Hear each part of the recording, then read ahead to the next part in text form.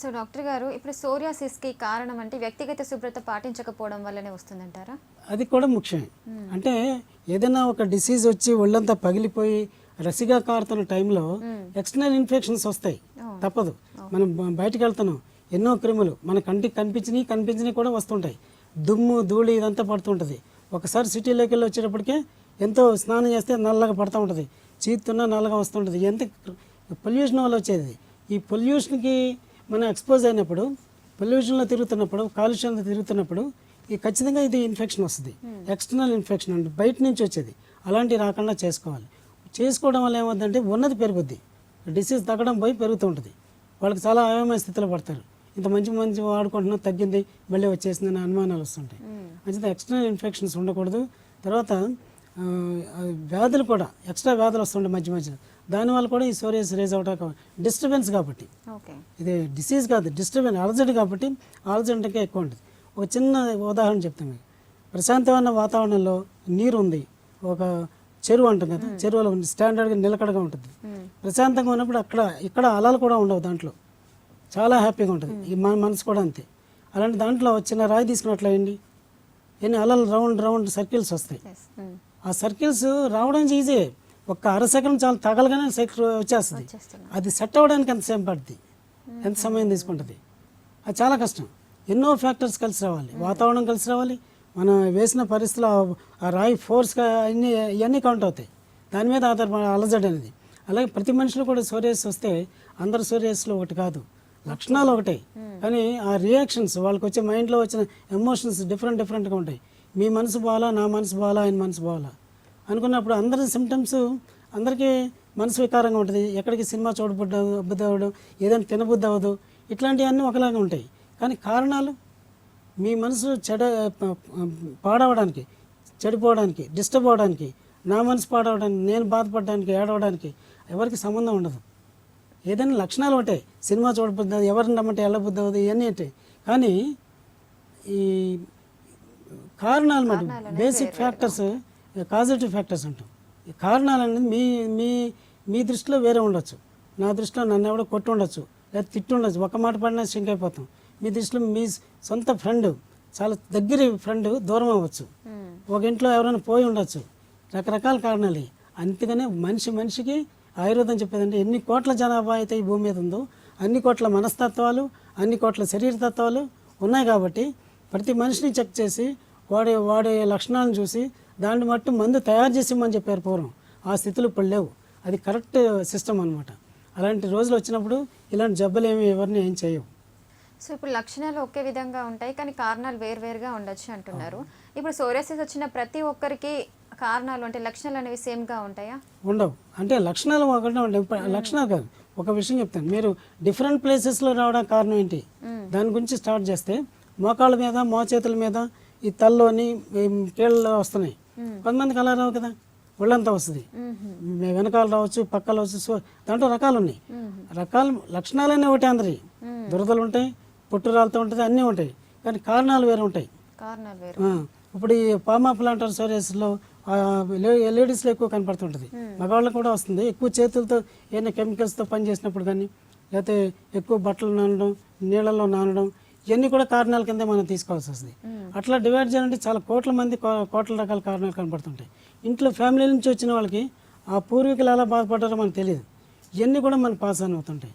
ఇది చాలా డెప్త్కి వెళ్ళి ఆలోచించని విషయాలు. ఇది ఓకే. ఇప్పుడు మన గృహ వైద్యంలో ఎటువంటి చికిత్సా విధానాలు ఉన్నాయి సోరియాసిస్కి? సోరియాసిస్ నిజంగా సిటీలో ఉన్న వాళ్ళే ఎక్కువ బాధపడతారు. ఎందుకంటే వాళ్ళకి తీరిక లేక హడావడి జీవితం అయిపోతుంది రోజుని.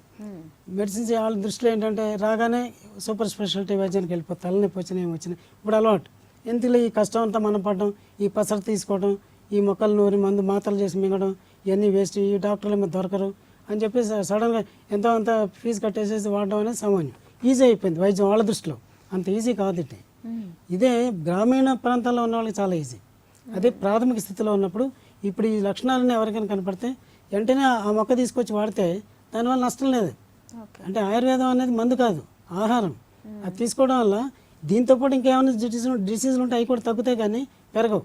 అది ఈ విషయంలో ఏం చెప్పుకోవాలంటే మనకి అందుబాటులో రైతులకు కానీ మన విలేజ్లో నివసించే ఎవరికైనా సరే అందుబాటులో ఉండే మొక్కలు వాళ్ళు కూడా ఇప్పుడు మొక్కల గురించి మర్చిపోతున్నారు. రైతుల గురించి స్పెషల్గా ఎందుకు చెప్పాల్సి వచ్చిందంటే వాళ్ళు లేవుగానే ఉదయాన్నే పొలాలకు పోతుంటారు. పొలాలన్నీ మెయిన్ రోడ్ల మీద ఉండవు, కాంక్రీట్ జంగిల్లో ఉండవు, ఎక్కడో ఊరి చివరిలో ఉంటాయి పచ్చని ప్రదేశాలు. వెళ్ళినప్పుడు అనేక రకాల మొక్కలు దారిలో కనపడుతుంటాయి. వాళ్ళకే తెలుసుంటుంది కానీ దాని విలువ ఏంటో తెలియదు. తులసి మొక్క ఒకటి ప్రధానంగా తీసుకోవచ్చు. దీన్ని తులసి రసాన్ని రోజు రాసుకున్న పైకి అప్లికేషన్ ఆయింట్మెంట్ అక్కడ రాసుకున్నా సరే ఆ తులసి ఆకు రసాన్ని నువ్వుల నూనె కానీ కొబ్బరి నూనె కానీ వేసి బాగా మరిగించి రసం అంతా ఎవాపరేట్ అయిపోయిన తర్వాత వడబోసుకొని రోజు అప్లై చేసుకున్న తలకి కూడా రాసుకోవచ్చు. ఏ స్టేజ్లో ఉన్నా ఏ స్టేజ్లో ఉన్నా అది ఒకటే మందు ఒకటే. అదే అన్నది స్టేజ్ మారితే తగ్గడం కష్టం అనేది. ఎందుకంటే ఇదే మందు స్టేజ్ బాగా పీక్ స్టేజ్లో ఉన్నప్పుడు వాడితే అంత తొందరగా రాదు, రిజల్ట్ రాదు. అదే మందు ఎర్లీ స్టేజ్లో ఉన్నప్పుడు వాడితే ఈజీగా రిజల్ట్ వస్తుంది. ఇప్పుడు మీరు వెట్ సోరియాసిస్ అన్నారు కదా, సో కొన్ని స్రావాలు కూడా బయటకు వస్తున్నాయి అంటున్నారు. సో కంట్రోల్ అవుతాయి, అవి కంట్రోల్ అవుతాయి, దానిపైన మనం అప్లై చేసుకోవచ్చు. దాన్ని అదేం చేయాలంటే ముందు క్లీన్ చేయాలి. ఈ స్రావాలు వచ్చినప్పుడు లేకపోతే ఫ్లేక్స్ ఊడుతున్న స్టేజ్ పెద్ద స్టేజ్ ఎక్కువ పడిపోతున్నప్పుడు బలవంతంగా లాక్కూడదు వాటిని మెత్తబడేట్ చేయాలి. తర్వాత ఏదైనా టాపికల్ అప్లికేషన్స్ ఆయింట్మెంట్స్ రాయాలనుకున్నప్పుడు ముందు ఆ పొరలను తీసేయాలంటే గట్టిగా పీకితే మళ్ళీ రప్చర్ అవుద్ది. దాన్ని ముందు నీళ్ళతో నానబెట్టాలి, ఉప్పు నీళ్ళతో స్నానం చేయాలి. అప్పుడు ఈజీగా ఇలా రుద్దితే వచ్చేస్తుంది. అప్పుడు మనం ఏదైనా పైన రాస్తే ఆ క్లస్టర్స్ అని పోయి ఒకదాని మీద ఒకటి పేరుకుంటాయి ఈ పొరలు, అవన్నీ పోయి స్కిన్ లెవెల్కి వస్తుంది. అప్పుడు మీకు రాసిన ఆయింట్మెంట్ కానీ లేకపోతే ఆయిల్ కానీ లేకపోతే పసరు కానీ లోపలికి వెళ్ళడానికి అవకాశం ఉంటుంది. సో ఇంకా ఎటువంటి చికిత్స విధానం? అదే ఇప్పుడు ఈ తులసి అనేది అందరికీ అన్ని జబ్బులు వాడదగ్గది, సర్వరోగ దొరుకుతుంది గ్రామీణ ప్రాంతంలో. అసలు ఇంట్లోనే వేసుకుంటారు ఆడవాళ్ళు కూడా. గ్రామాల్లో పొలాల వరకు వెళ్ళక్కర్లా. అంటే ముందు ప్రధానంగా దాని గురించి చెప్పుకోవచ్చు. దాని రసం కూడా మనం తేనెలో కలిపి తీసుకోవచ్చు. అలా ఏదో 1 రోజు 2 రోజులు తాగితే అంత మాత్రం కంట్రోల్ కాదు. 3 to 6 months మినిమం. 6 monthsలో సోరియాసిస్ కంట్రోల్ అయిందంటే చాలా గ్రేట్ అనమాట. సో డైలీ తీసుకోవాలి. ఈ తులసి రసం తీసుకోవడం వల్ల అనేక రకాల జబ్బులు, కిడ్నీలో స్టోన్స్ కరిగిపోతాయి ఈ 6 monthsలో. అనేక రకాల చర్మవ్యాధులన్నీ బొల్లిక కూడా పనిచేస్తుంది అది. అలాంటివన్నీ చాలా జబ్బులు, స్టమక్ డిజార్డర్స్ కానీ కళ్ళ జబ్బులు కానీ అన్ని రకాల జబ్బు, జుట్టు ఊడిపోవడం ఇట్ల మీద కూడా పనిచేస్తాయి. అలా దాన్ని మనం కామన్గా వాడుకోవచ్చు. ఈజీ మెథడ్ అనమాట. ఎర్లీ స్టేజ్లో ప్రధానంగా చెప్పుకోవద్దు అది మొట్టమొదటి స్టేజ్. ఎర్లీ బాగా పెరిగిపోకుండా వ్యాధి చేతులు దాటిపోయిన పరిస్థితుల్లో వాడితే ఇవన్నీ పనిచేస్తాయి. రైతుల దగ్గరికి వెళ్ళిపోయేటప్పటికి పొలాల గట్ల మూర్కొండాకాయని పెరుగుతుంటుంది. అది సిటీలో కూడా పెరుగుతుంది ఎక్కడ పడితే అక్కడ. చాలామందికి తెలియదు మూర్కొండా కంటే. దాన్ని అకాలిఫా ఇండికా అంటాం టెక్నికల్గా, బొటానికల్గా. అది మంచి ఔషధ గుణాల మొక్క. సిద్ధ వైద్యంలో నిజంగా వాళ్ళు పూజిస్తారు దేవుళ్ళగా, అంత గొప్ప మూలిక అది. అది మనం పిచ్చి మొక్కలా చూస్తాం ఇక్కడ. అది మూర్కొండాకు అంటాం. దాన్ని ప్రాముఖ్యత తెలియక పిప్పింటాక్ అని కూడా అంటారు. దాన్ని నవలి పిప్పి పనులు పెట్టి నొక్కి వచ్చుంటే పెయిన్ తగ్గిపోతుంటుంది. అది మోకాళ్ళ నొప్పులకు అమోఘంగా పనిచేస్తుంది. అంటే ఆ రకంగా మీకు సోరియాటిక్ ఆర్థరైటిస్లో కూడా మోకాళ్ళ నొప్పులు తగ్గడానికి అవకాశం ఉంది. దాని రసం తీసి రాసిన ఆ రసం తీసిందాల ఏదైనా నూనె మన నువ్వుల నూనెలో కానీ కొబ్బరి నూనెలో కానీ వేసి బాగా కాచి వడబోసుకొని అది రాసుకుంటుంటే ఆ నొప్పులే కూడా కంట్రోల్ అవుతాయి. తర్వాత సోరియాసిస్కి పైకి అప్లికేషన్ ఒంటి అంతటికి రాసుకొని ఉదయాన్నే బాగా రాసుకొని ఆయిల్తో చేసింది కానీ డైరెక్ట్ రసం కూడా అప్లై చేయొచ్చు. చేసుకుని 1 అరగంట తర్వాత ఈ గోరువెచ్చని నీళ్ళతో స్నానం చేస్తే చాలా మంచిది. ముఖ్యంగా ఈ సోరియాసిస్ వచ్చిన వాళ్ళు గోరువెచ్చని నీళ్ళే వాడడం మంచిది స్నానానికి. అతి చలని పనిచేయవు, అతి వేడిని పనిచేయవు. అతి వేడిగా ఉన్నప్పుడు అంటే అప్పటికప్పుడు ఉపశాంతి కలుగుతుంది కానీ ఇంకా దురదలు ఎక్కువైపోతుంటాయి. ఇలాంటి జాగ్రత్తలు చాలా జాగ్రత్తలు, మెడిసిన్ వాడడం కంటే కూడా ఈ జాగ్రత్తలు తీసుకోవడం మంచిది. ఇప్పుడు సోరియాసిస్ వచ్చిన వాళ్ళు వ్యక్తిగతంగా ఎలాంటి పరిశుభ్రతను పాటించాలంటారు? అంటే దినచర్య చెప్పారు ఆయుర్వేదంలో. పొద్దున్నే లేవడం, బ్రహ్మకాలంలో కాలకృత్యాలు తీర్చుకోవడం, తర్వాత మంచి బట్టలు వేసుకోవడం, ఇస్త్రీ ఎప్పటికప్పుడు ఉతికిన బట్టలు వేసుకోమని రాశారు. కాళ్ళకి చెప్పులు వేసుకోవడం, ఇవన్నీ పాటించాలి. 20 రకాలు చెప్పారు. ఆయిల్ పుల్లింగ్ చేయటం ఇవన్నీ దాంట్లో చెరకుడు చెప్పిన ఇవన్నీ. గొడుగు వేసుకోవటం ముఖ్యం అన్నమాట. సోరియాసిస్లో ఎండ తగలకూడదు ఎక్కువగా. ఇప్పుడు అందరికీ ఇప్పుడు ఫ్యాషన్ అయ్యి గొడుగును ఉపయోగిస్తున్నారు కానీ మామూలుగా నల్ల గొడుగులు ఎవరైనా వాడుతున్నారండి. పూర్వం వాడినట్టుగా పెద్ద చిన్న గొడుగులు అది సరిపోవు. అట్లాంటివి కొంచెం జాగ్రత్తలు. హై హీల్స్ వేస్తున్నారు ఇప్పుడు ఇలా ఆడవాళ్ళు. అది ఫ్యాషన్గా మిగిలిపోయింది కాబట్టి వాడుతున్నారు, లేకపోతే అది కూడా వాడరు. అవి వేయడం వల్ల తలనొప్పులు వస్తాయి హై హీల్స్ వల్ల. మామూలు ఫ్లాట్గా ఉండాలి కానీ హై హీల్స్ వేయకూడదు. ఇట్లాంటి ఎన్నో జాగ్రత్తలు మనం పర్సనల్గా తీసుకుంటే ఈ సోరియాసిస్ అనేది పెద్ద సమస్య అవ్వదు అప్పుడు నా ఉద్దేశంలో. Okay sir. అంటే అయితే డాక్టర్ దగ్గర ట్రీట్మెంట్ అయినప్పటికీ అతను ఫాలో అవ్వాలి కాబట్టి అబ్బా ఇన్ని చెప్తున్నానంటారా, ఎన్ని మందులు వాడాలి, ఎన్నిసార్లు తగ్గినట్టు తగ్గి మళ్ళీ వచ్చేసింది. ఈ ఈ కన్ఫ్యూజన్లో ఈ మానసికమైన ఇబ్బంది వస్తుంది. ఇప్పుడు వాడాలా లేదా, ఇంకా 2 రోజులే కదా, 3 నెలలు వాడాలంటే అప్పటికే చాలా బాధ అనిపిస్తుంది. 1 నెల కూడా వాడరు, మళ్ళీ వచ్చేసి మందు మార్చండి సార్ అంటారు. అంటే ఇలాంటి ఇబ్బందులు చాలా తట్టుకోవడం, డాక్టర్ కూడా చెప్పడం కష్టం అవుతుంది. ఒకసారి ఒక నైట్ లేపుతారు ఫోన్ చేసి, దురద ఎక్కువైపోయిందంటే నేనే ఇంత దూరంలో ఉన్న డాక్టర్ ఏం చేస్తాడు అక్కడ.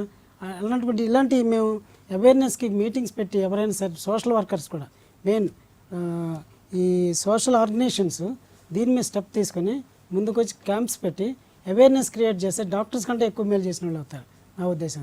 అలాగే ఇంకొక అద్భుతమైన మూలిక గురించి చెప్పాలి. ఆల్రెడీ ఇది చాలామంది వాడుతున్నది కూడా కామంచి చెట్టు అని ఉంది మనకి.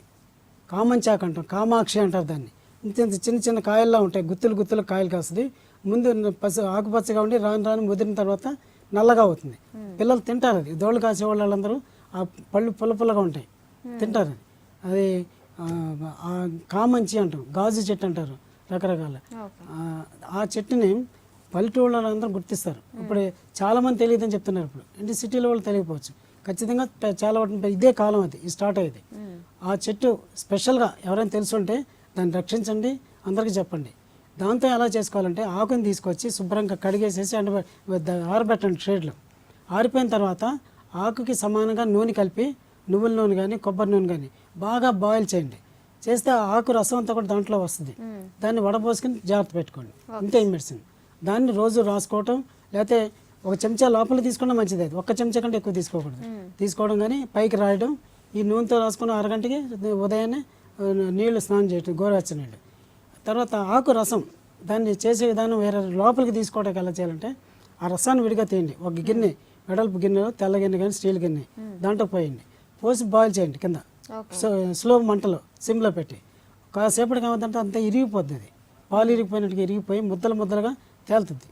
అప్పుడు కలర్ కూడా బ్రౌన్ కలర్లోకి వస్తుంది, ఇటుక రంగులోకి. ఆ స్టేజ్ వచ్చినాక అది గుర్తింపు అనమాట. ఆపేయండి. ఆపేసేసి పైది మనకు కలవకుండా జాగ్రత్తగా వడబోసుకోవాలి ఫిల్టర్లో. అది పై ముద్దలు వచ్చినా కలవకూడదు. పోసుకుండా అది మెడిసిన్. సింపులే కదా, ఇంకేమో 100 రకాలు కలపక్కర్లు. ఏకమూలికా ప్రయోగం ఉంటాం, అది దాచుకోండి. రోజు ఉదయం ఒక 20 ml 30 ml కంటే పెంచొద్దు.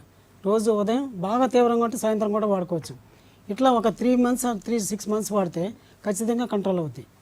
ఈ స్టేజెస్ కూడా దానికి తెలియచ్చు, అంత గొప్ప శక్తి దాంట్లో ఆ మూలికలో ఉంది. దాంట్లో వారానికి 1 సారైనా 2 సారైనా కూర వండి తిన్నా చాలు. అంటే వంటింటి వైద్యులు ఆ ఇలాలు చేసే పని ఆవిడ చేసినా ఫలితమే వస్తుంది. కూరగా వండుకు తిన్నా సరే, ఆయిల్లో కలుపుని రాసుకున్నా సరే, వట్టి జ్యూస్ తాగినా సరే, అంత శక్తి కామాక్షి చెట్లు. కామంచి అంటారు, కాకమాచి అంటారు, ఇన్ని రకాల పేర్లు ఉన్నాయి. సొలానం నైగ్రం అంటాం, బొటానికల్ పేరు. అంటే ఈ మొక్కని గుర్తుపెట్టుకొని ఆ పిచ్చి మొక్క కన్నా అన్యాయంగా చూస్తారు దాన్ని. చాలా అద్భుతమైన ఔషధ గుణాలు ఉన్నాయి దాంట్లో. ఒక్కదాన్ని తీసుకుంటే బోధకాలు తగ్గుద్ది, హార్ట్ డిసీజ్ తగ్గుద్ది, తర్వాత కామెర్లు తగ్గిపోతాయి ఈజీగా 1 రోజు 2 రోజుల్లో. అంత గమ్మత్తు. అంత గొప్ప శక్తి ఉన్న మూలికలు రైతుల చేతిలో ఉన్నాయి.